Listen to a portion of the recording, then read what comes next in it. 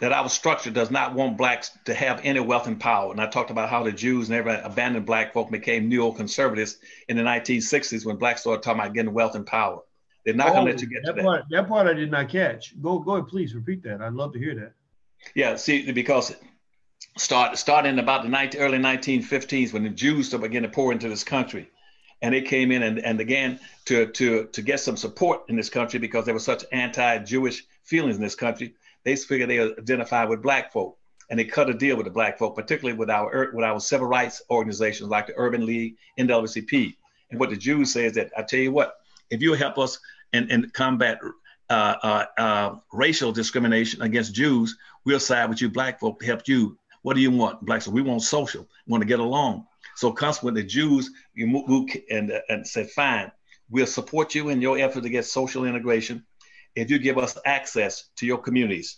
And so Jews started going into all the black communities, started setting up businesses, butcher shops, bakeries, everything you can think of, Jews, furniture stores, black, and they were selling everything, grocery stores in black neighborhoods, because blacks gave them access to the black community in return for Jewish support on social issues. That stayed true up until about the 1960s. In the 1960s, a few blacks, when the black civil rights movement started, and Martin Luther King and most of the civil rights leaders began pushing for social integration, and a few blacks who had with consciousness and had some sense that could see further down the road say, wait a minute, social is not our problem. Our problem is we never own and control anything. Why don't we start demanding some economic integration?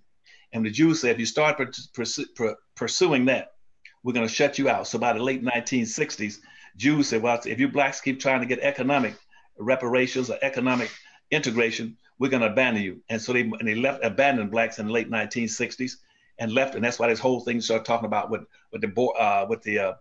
about anti-discrimination and these the Davis lawsuit saying about racism, where Jews are being shut out. So Jews walked away from black folk and abandoned them because black folks started talking about economics.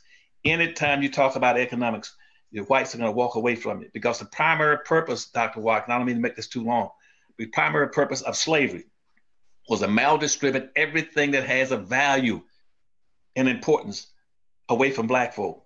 Land, business, income, minerals, rights, privileges, controls of all levels of government was shut away from black folk to make sure black folk don't, as long as you keep black folk totally dependent economically. That's why today black folk are an official underclass.